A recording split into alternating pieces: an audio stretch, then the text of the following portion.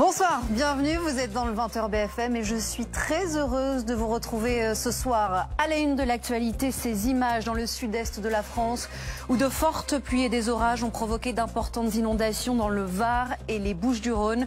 Le port de Cassis notamment a été envahi, submergé par l'eau. Nous serons sur place dans un instant avec Théo Bassilana. Bonsoir Théo, on se retrouve dans quelques instants. C'est précisément cette météo qui a entraîné le report de la rentrée scolaire de 700 000 élèves pour les autres. Elle a bien eu lieu aujourd'hui avec une grande nouveauté quand même cette année pour tous les collégiens du public, l'interdiction du téléphone portable. Et ceux dont nous avons croisé la route aujourd'hui, les principaux concernés sont plutôt convaincus. Vous l'entendrez. Emmanuel Macron est quelqu'un d'irrationnel. Ce sont les mots de Marine Le Pen. Le Rassemblement national était réuni aujourd'hui pour préparer l'après-Bayrou. Le vote de confiance ne semble même plus être un sujet alors que le Premier ministre commence à peine ses consultations à Matignon et le RN l'a fait savoir sur le fond et la forme, vous le verrez dans un instant. Cette question également dans l'actualité, la Russie a-t-elle voulu s'en prendre à Ursula von der Leyen? L'avion de la présidente de la Commission européenne a été victime d'un brouillage GPS en Bulgarie et ce soir, c'est vrai, tous les regards se tournent vers Moscou. Ils sont là ce soir pour vous accompagner, pour décrypter l'actualité politique, économique et internationale. Frédéric Bianchi, Yves Tréhard et Elsa Vidal. Bonsoir à tous les trois. Bonsoir. Je suis très heureuse de vous retrouver. Le 20h BFM, c'est parti. De fortes pluies, des orages et des inondations. C'est vrai que la météo a été intense ces dernières heures dans le sud-est de la France. Je vous l'ai dit à tel point que la rentrée scolaire, décision rarissime, a été reportée en raison de ces conditions météo. Vous allez voir, certaines rues sont encore inondées dans les Bouches-du-Rhône et dans le Vaucluse. Les dégâts sont considérables. Les images marquantes de la journée, elles sont commentées par Zoé Lamarche avec les équipes de BFM sur place. Des torrents de boue dévalent la rue principale de Cassis. Ici, ce commerçant, les pieds dans l'eau, tente de fermer sa boutique. En seulement 30 minutes, 25 litres de pluie sont tombés par mètre carré. Difficile pour les riverains de se déplacer, il faut attendre que l'eau s'écoule. Même scénario sur les routes de Bandol, les voitures avancent au pas au milieu d'une vaste étendue d'eau. À 700 km de là, l'heure est déjà au nettoyage après les intempéries de la veille. Le lieutenant Florian Tardy est mobilisé depuis minuit. Face à l'ampleur des dégâts, il a quadruplé ses effectifs pour dégager les routes, bloquées par des arbres couchés en travers de la chaussée. On est à l'abri de rien, voilà, vous voyez, on travaille avec des moyens, des entrepreneurs locaux qui mettent à disposition leurs véhicules. On a des missions vraiment un peu éparpillées sur tout le territoire de Caderousse et du personnel disloqué aussi. Pour ce propriétaire, la foudre a frappé en plein cœur du salon, laissant derrière elle un plafond éventré. Il faut reloger les habitants car l'eau s'infiltre déjà. Les sapeurs-pompiers devraient venir nous bâcher la toiture parce qu'ils annoncent encore un peu de pluie, donc pour éviter encore de nouveaux dégâts, on va appeler les assurances, on va faire la procédure, on va essayer de tout nettoyer et puis remettre en norme, puis après on verra les travaux qu'il y a à faire. Dans le Vaucluse, il est tombé 123 litres d'eau par mètre carré en 3 heures. Allons sur place à Cassis retrouver Théo Bassilana, l'envoyé spécial de BFM TV. Vous êtes précisément, Théo, avec l'une des victimes de ces inondations, un restaurateur. Exactement, puisqu'ici, vous l'avez pu le voir peut-être sur des images assez impressionnantes, il y avait des torrents de boue juste derrière moi et bien évidemment, c'est rentré ici dans cette cuisine du restaurant. Cathy, vous nous l'expliquez, ça a duré 1 heure, c'était vers 17 h. Comment ça s'est passé? En fait, ça a commencé par des torrents de boue devant l'entrée du restaurant. Et ensuite, pour préparer mon mariage, je suis revenu en cuisine et là, la cuisine inondée. Les pieds dans l'eau, la cuisine finalement. Les pieds dans l'eau, donc un mariage les pieds dans l'eau, entre 5 et 9 cm d'eau. Et qui sortait par les évacuations, les toilettes, un peu de partout dans mes chambres froides. Et voilà, du coup, on a continué quand même à faire le mariage. Ça nous a un peu retardé, car énormément de boue, énormément d'eau, comme vous pouvez le constater. Et justement, vous nous disiez, vous avez essayé quand même malgré tout de vous protéger, c'est ça? Expliquez-nous. Oui, alors on a mis des plaques de fer au niveau des portes-fenêtres, on a essayé de faire des barrages. Mais malgré tout ça, l'eau est quand même rentrée, vu la force qu'il y a à l'eau, c'était compliqué de se protéger. Merci beaucoup Cathy. On voulait vous montrer une dernière image, Alice, parce que ces torrents de boue, vous les avez vus, des images assez impressionnantes dans les rues.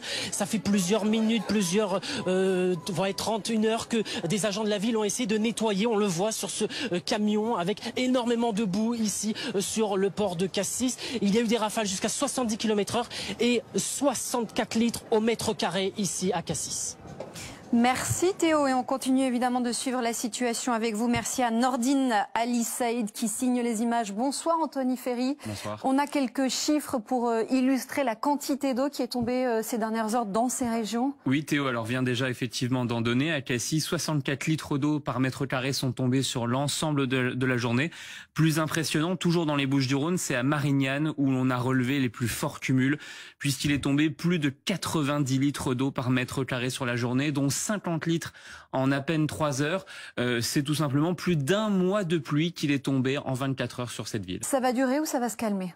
Alors, l'épisode méditerranéen que l'on a connu en 2 temps ce matin et ce soir est terminé. Le pourtour méditerranéen va maintenant être relativement épargné. Malheureusement, c'est le reste de l'île Zaloun qui va connaître un défilé des perturbations jusqu'au week-end. Anthony Ferry, merci beaucoup Anthony pour ces précisions. Alors je vous le disais, certains n'ont pas pu faire leur rentrée en raison donc de ces conditions météo, mais pour les autres, pour les écoliers, collégiens et lycées, la reprise c'était bien aujourd'hui avec une nouveauté de taille pour les collégiens, c'est l'interdiction du portable généralisé dans tous les collèges publics. L'objectif c'est d'abord de favoriser la concentration, mais aussi de limiter le cyberharcèlement. Quelle est la règle et comment les principaux intéressés réagissent? Illustration dans un collège du 14e arrondissement, Agathe Albouy. Cartable bien ajusté, sourire éclatant et même shooting photo. Pour certains, la rentrée est presque une fête. Oui, je suis très content. Un peu plus loin, d'autres retiennent leurs larmes, accrochés au bras de leurs parents. Oui, on va gérer. Il va gérer tout seul comme un grand. Ambiance plus studieuse dans ce collège parisien.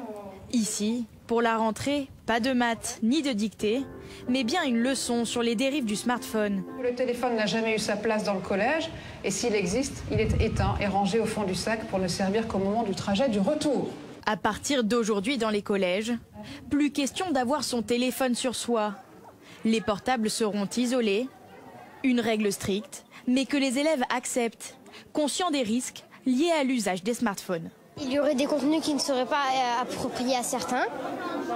Et aussi, il peut y avoir des risques de cyberharcèlement ou d'arnaque. Comme ça, au moins, les enfants, ils peuvent pas se cacher pour faire les réseaux sociaux et tout. Faut pas les jeux vidéo ou peut-être critiquer les gens à cacher sur des groupes. Pour renforcer la démarche, cet établissement a adapté son règlement intérieur en introduisant une nouvelle charte. Nous avons proposé aux familles de signer cette charte qui expose les dangers de l'utilisation des téléphones connectés pour les enfants jeunes, qui leur demande de ne pas acheter ce téléphone, qui leur explique notre règlement intérieur effectivement par rapport à tout ça. Par souci de cohérence, le collège revient aux fondamentaux. Les notes et devoirs ne seront plus saisis sur Pronote avant d'avoir été rendus et corrigés en classe. Notre première invitée dans le 20h BFM pour parler de cette rentrée, Sophie Vénétité, bonsoir. Secrétaire générale du SNES FSU, elle s'est bien passée votre rentrée? Oui, elle s'est plutôt bien passée. C'est toujours plaisant de retrouver ses collègues et les élèves aussi. Quelle note sur 20 vous lui donneriez à cette rentrée? Alors, d'un strict point de vue professionnel, c'était plutôt une assez bonne rentrée. Après, quand je regarde ce qui se passe autour de l'école et à l'intérieur de l'école, là, c'est moins satisfaisant et c'est même en dessous de la moyenne. Peut mieux faire, en dessous de la moyenne. Sur les téléphones portables, sujet important quand même, est-ce que vous diriez que c'est un grand pas pour l'éducation nationale, l'interdiction généralisée des téléphones portables pour tous les collégiens, ou que c'est le début d'un sacré casse-tête? En tout cas, c'est un pas qui n'est pas nouveau, puisque l'interdiction des téléphones portables existe dans la loi depuis 2018. Donc, Elisabeth Borne n'a rien inventé en la matière. Il y a un certain nombre de collèges qui mettaient déjà en place cette interdiction. Oui, mais là, l'idée, c'est que tout le monde le fasse. Voilà. Et on sait qu'il y a un sujet sur les écrans. Je pense que personne ne peut nier le sujet sur les écrans. Nous, on voit dans nos classes, dans nos établissements, les effets que ça peut avoir. Donc oui, il y a un sujet. Après, c'est vrai qu'il y a peut-être eu une forme de précipitation dans l'annonce. On sait que certains collèges vont avoir besoin de quelques semaines pour mettre en place cette interdiction, notamment pour travailler, comme on l'a vu dans votre reportage, la question du règlement intérieur, mais aussi et surtout la question de la sensibilisation envers les familles. Parce que si jamais les élèves, et c'est une bonne chose, n'utilisent pas leur téléphone portable au collège, mais que dès qu'ils sont chez eux, ils se jettent sur leur téléphone portable, tout le travail que nous aurons fait au collège sera balayé d'un revers de la main. Donc il y a un travail à faire avec les familles, notamment parce qu'on le sait, en matière de cyberharcèlement, les choses se déroulent en dehors de l'espace scolaire. Mais en tout cas, au sein de l'établissement scolaire, parce que chacun va faire un peu comme il veut, chaque établissement, ça peut être des casiers, des mallettes ou des pochettes, est-ce que malgré tout, ça vous semble applicable ? Réaliste. Au 1er septembre, c'est difficilement applicable parce que on sait qu'on a besoin parfois d'acheter du matériel, d'acheter soit des casiers, soit des pochettes. On a besoin aussi de mettre le règlement intérieur, je dirais, en bonne et due forme. Donc, on va avoir besoin d'un peu de temps. Et c'est souvent ça le problème de l'éducation nationale, c'est le décalage entre des annonces, par exemple le 1er septembre, et puis après la réalité dans les établissements scolaires. Mais sur le fond, tout le monde semble pour, Yves Tréhard.